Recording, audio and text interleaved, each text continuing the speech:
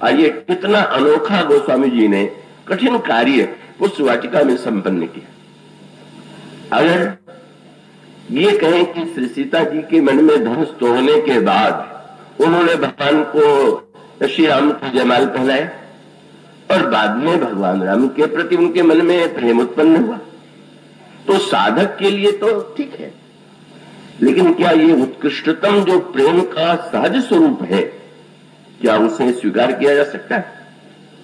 और यदि धनुष टूटने से पहले ही वे ये जैसा कि वर्णन किया गया कि श्री सीता जी और भगवान राम परस्पर एक दूसरे को देख करके मुग्ध हो जाते हैं, मन से एक दूसरे के प्रति इतना अनुराग, इतना स्नेह, विस्मृति हो जाती है शरीर की। अब ये जो विस्मृति है, ये इसका अभिप्राय ये है कि जो प्रीति है कि ये साधना का परिणाम नहीं है, ये तो सहज ही है। अब इन दोनों के सामंजस्य को गोस्वामी जी अनोखे रूप से पूरा करते हैं। क्या आप उस क्रम पर दृष्टि डालिए। उस वाटिका प्रसंग एक और साधकों के लिए महान उपादेय प्रसंग है। वह भी जो बात सूत्र के रूप में कही जा रही थी, एक जब दो बने, अभिन्न जब भिन्न बने, तो भिन्न बन करके उनका उद्देश्य क्या था। और इसका सूत्र यह है कि एक प्रसंग ऐसा है, जब संयोग के प्रसंग का वर्णन करते हैं उस वाटिका में, वहां पर आपको दिखाई देता है कि भगवान श्री सीता जी श्री राम को ढूंढ रहे हैं। अंत में उन्होंने श्री राम को ढूंढते हुए पाया। और वियोग के प्रसंग में आप ये पाएंगे कि भगवान राम सीता जी को ढूंढ रहे हैं, और बड़े प्रयत्न के बाद फिर कहीं श्री सीता जी और भगवान राम का मिलन हुआ। अब इन दोनों प्रसंगों में जो साधना का तत्व है, साधना के तत्व का अभिप्राय कि जैसे एक मां जब किसी बच्चे की अंगुली पकड़ करके उसको चलना सिखाती है, तो स्वाभाविक है जिस स्वाभाविक गति से वो चलती है, अपने बच्चे को अंगुली से उठा करके चलते समय वो उस गति का प्रयोग तो नहीं करेगी कि उतनी शीघ्रता से चलने लगे। वो तो अंगुली पकड़ाए हुए बच्चे के साथ उसी तरह से चलेगी कि जिससे बालक चलना भी सीख जाए और गिरे नहीं। यही श्री सीता जी कौन है? बोले जगत जननी। जगत जननी है सीता, और उन्होंने मानो संसार की जो समस्त साधक हैं, उन साधकों के जीवन में जो भगवान को पाना चाहते हैं, उनको वे अंगुली पकड़ करके चलना सिखा रहे। अगर भगवान को खोजना हो, भगवान को पाना हो, तो उसके लिए किस साधना पद्धति का आश्रय लेना चाहिए? दो अनोखी धाराएं उस वाटिका में चल रही, एक ओर साधना और मर्यादा का पक्ष, और दूसरी ओर सहज प्रेम और दिव्य अनुराग का पक्ष। अब साधना के संदर्भ में अगर विचार करके देखें तो यो कह सकते हैं कि यदि ईश्वर को पाने की आकांक्षा हो, तो ईश्वर को पाने के लिए व्यक्ति को किस का आश्रय लेना चाहिए? और तब गोस्वामी जी सूत्र देते हैं, पार्वती जी का मंदिर है और उस मंदिर में श्री किशोरी जी आती हैं मां की आज्ञा से पूजन करने के लिए। और ये जो बाग है, इसमें एक विलक्षणता का, भगवान श्री राम इस पुष्प वाटिका में शरद ऋतु में गए थे, लेकिन गोस्वामी जी ने कहा कि उस वाटिका को देख करके ऐसा नहीं लगता है कि यहाँ शरद ऋतु है। भगवान राम ने जब उस बाग को आकर के देखा, तो आप पहली पंक्ति पाते हैं, धूप बाग पर देखे उजाई और जहां बसंत ऋतु रही लो भाई। शरद ऋतु में बसंत का सारा वातावरण है, और तब गोस्वामी जी ने कहा लगता है कि यहाँ पर बसंत ऋतु लुभा करके रह गई। अब सूत्र वही है, भगवान राम तो जनकपुर के महल में ठहरे हुए, पर श्री सीता जी श्री राम को जहां जहां उनका दर्शन करती हैं, रात का प्रसंग लिखा गया, वो बाग है, महल नहीं। और वह बाग हुआ है कि जहां पर 12वां महीना बसंत है। और माने संसार के जीवों को माने एक सूत्र दे दिया कि अगर हम ईश्वर को पाना चाहते हैं, तो हमें चाहिए कि हम बाग में जाएं, और ये बात क्या है वो स्वामी जी प्रारंभ कर चुके हैं। संत सभा चहुदिसी अमराई, संतों का जो समाज है वही मानो विशाल बाग है। और जब ये कहा गया कि 12 महीने बसंत है तो संत समाज में हम कल्याण, संतों के निकट बहुत से लोग जाते हैं पर सभी का कल्याण नहीं होता। और इसका उत्तर यही है कि किसी व्यक्ति ने यदि ये सुना हो कि आम की वाटिका में आम का जो फल लगता है वो बड़ा मधुर होता है, और कहीं वो पतझड़ की ऋतु में आम की वाटिका में चला जाए या अन्य किसी ऋतु में चला जाए तो वहां तो कुछ नहीं दिखाई देगा, एक भी फल नहीं दिखाई देगा।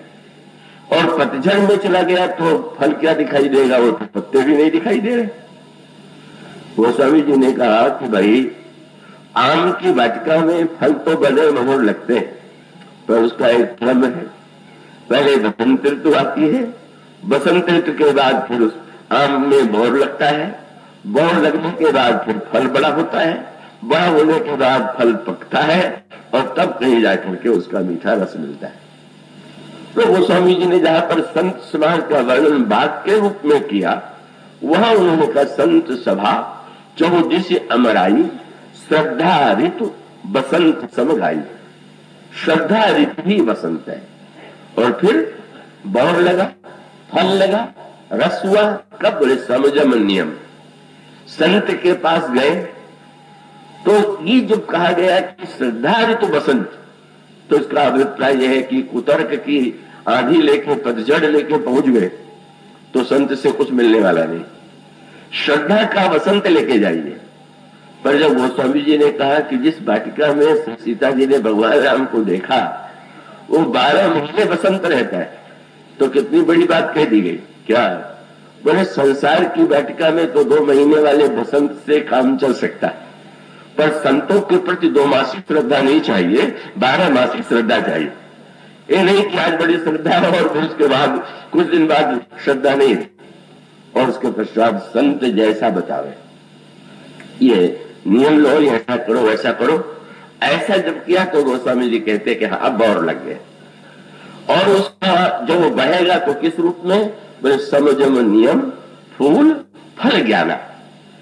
कई साधना के परिणाम स्वरूप जब ज्ञान अंतःकरण में ज्ञान का उदय हो तो मानो आम के वृक्ष में फल लग गया।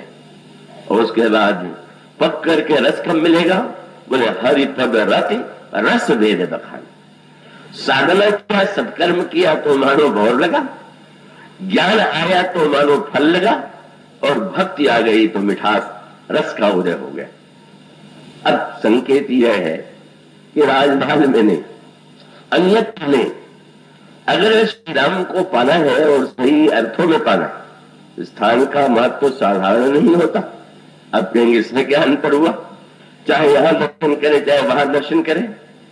तो श्री राधा रानी का वो श्लोक आपने सुना होगा, द्वारिका में श्याम सुंदर विराजमान, बाद में सूर्य ग्रहण के प्रसंग में प्रभु श्याम सुंदर पधारे कुरुक्षेत्र में और उधर से गोपियां भी आई, श्री राधा रानी भी आई और श्री राधा रानी और श्री कृष्ण का मिलन भी हुआ। जब श्री राधा रानी लौट करके आई तो सखियों ने पूछा इतने दिनों के बाद मिलन हुआ, आपको कैसा लगा? तो उस समय श्री राधा रानी ने जो उत्तर दिया वो बड़ा ही मधुर उत्तर था। उन्होंने कहा प्रिय सोयम कृष्ण और सहचरी कुरुक्षेत्र मिलित तदानी सा राधा, वही कृष्ण थे और वही मैं राधा थी, और तदिव्य मुभयो संगम सुखम, और हम दोनों का मिलन भी हुआ। लेकिन तब फिर क्या कमी रह गई? उन्होंने तथाप्यंत खेलन मधुर मुरली पंचम जुषे मनो में कानंदी पूरी नदी विनायक। पर मेरा मन तो आज भी वृंदावन में वंशी बजाते हुए कृष्ण की याद में डूबा हुआ है, वो आनंद तो आज नहीं आया।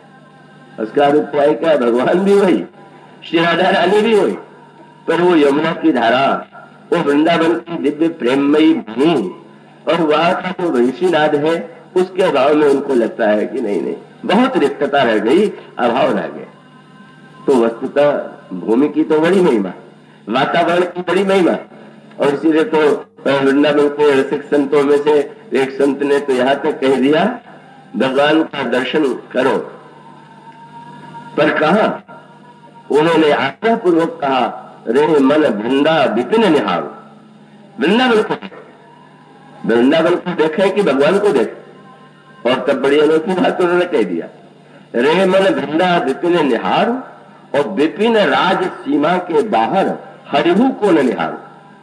वृंदावन के बाहर कृष्ण भी दिखाई दे तो मत देखो।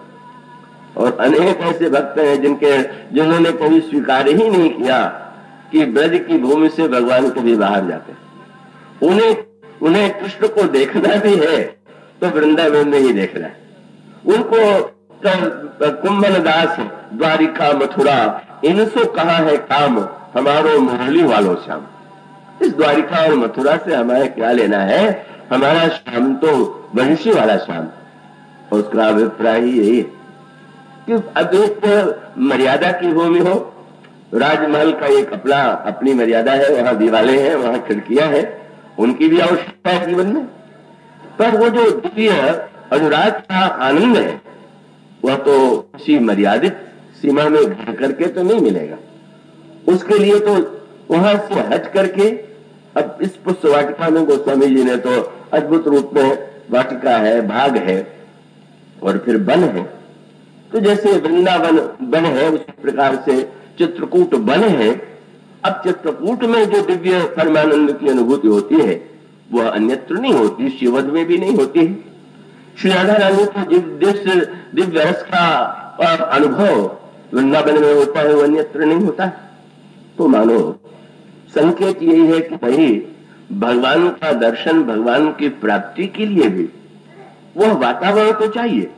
देश, काल, व्यक्ति, इनमें पूरी तदाकारता हो, तन्मयता हो, एक रूपता हो, परस्पर विरोधाभास न हो, तो आनंद की जो वृद्धि होती है वो तो अनुभव की वस्तु है।